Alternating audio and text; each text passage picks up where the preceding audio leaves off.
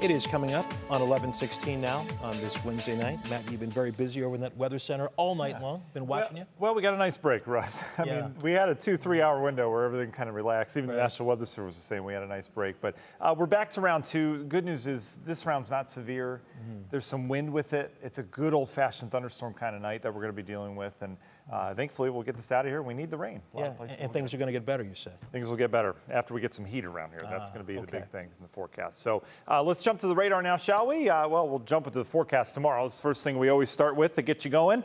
Tomorrow morning, we'll have some leftover showers, some lingering clouds around as well. We'll be in the 70s. It will be a muggy start. We're not getting rid of that with the storms. And then by evening, we're dealing with sun and clouds, continued humid. But notice there's not a lot of rain in the forecast tomorrow. That's because we're going to be pretty zapped atmospherically, at least through the day. So we had 2 rounds of storms. First one had some wind energy with it, a lot of wind damage with that for several spots. A lot of you didn't see anything from round 1.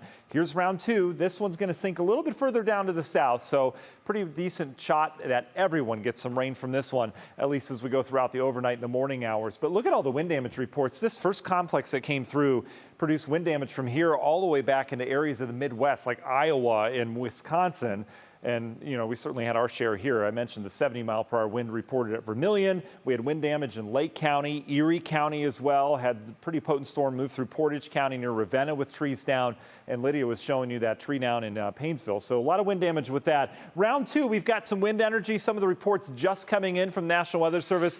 Some of the wind gusts 39, 40 miles per hour. So there's some wind, but not nearly what we dealt with earlier today. But there is a lot of rainfall. And I mentioned that yesterday, that I thought this secondary round that we're getting tonight is going to be more of a flood risk rather than anything else, and that will be the case. But as of right now, no flood warnings, no severe thunderstorm watches or warnings. This is just a good old-fashioned July night with thunderstorms. I love these nights. I really do, as long as there's no problem. So here we go. Leading edge of our rain now getting in areas near Geneva, Geneva on the lake, stretching down towards the Chardon area. There's a gust of wind with this as well, so be prepared for that. Then the rain hits. You notice we've lost a lot of the lightning with this. That indicates these aren't very strong storms. A little lightning bolt there just offshore of Madison. It stretches down into Geauga County now. You get towards Chester, South Russell, down towards the Auburn, the Bainbridge area, seeing that gusty wind right now. Solon, you just had some gusty winds. The rain will follow, but it takes a little while. You'll get the wind, and then everything kind of backs off, and then you'll get the rain maybe 10, 15 minutes later. The rain coming down good downtown right now, out towards the Bracknell area. You get in the west side, Lakewood seeing some heavier rain.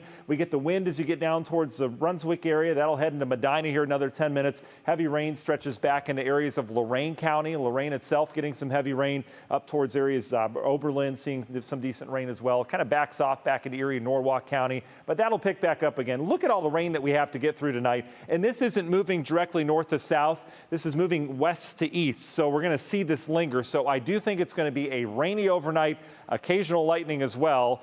Not necessarily the windows open kind of night, but good sleeping weather. And we've had the wind energy. You see that on the radar here. Look at the wind just kind of, you know, do its thing as the system came ashore. Some gusty winds, especially close to the lakeshore. So here's the rain we have to deal with. Flooding back in areas of Indiana. That's indicative of what we could be dealing with tonight. National Zymart hour-by-hour forecast brings the rain in here. 2, 3 o'clock. We're still dealing with heavy downpours. Should start to clear out by 4 or 5, but we'll likely have some lingering showers and clouds to start tomorrow morning. With all the moisture in place, I imagine we'll have some fog around in spots as well. It's going to be kind of a murky start. We'll likely have clouds for much of the morning, and then it'll give way to sunshine. It should be a quiet day tomorrow. It's going to be wildly unstable tomorrow outside. Our atmosphere is going to be so full of energy, but there's going to be a cap on our atmosphere. That's when a little area of warm air comes in aloft and prevents clouds from really rising. So we're safe there. I think we're dry tomorrow. Not quite as hot. We'll be in the mid to upper 80s down to the south, hold near 80 near the lakeshore.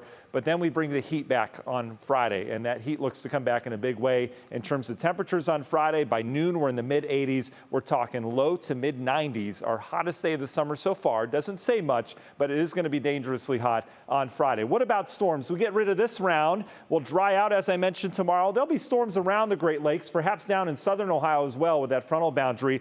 But we do this all over again as it looks right now on Friday. So Thursday night, tomorrow night, we're watching storms up in Wisconsin.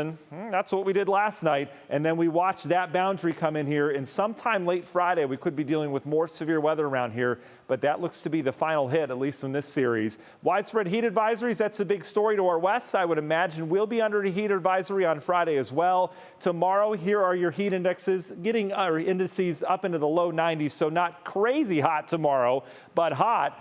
Friday's going to be our hot day, but then look at the weekend. We're back down into the 70s by Sunday, and that humidity has a free fall. From Saturday to Sunday, markedly different air mass, and the less humid air is going to stick around next week. We have probably the most beautiful stretch of the summer coming Sunday, Monday, and Tuesday of next week.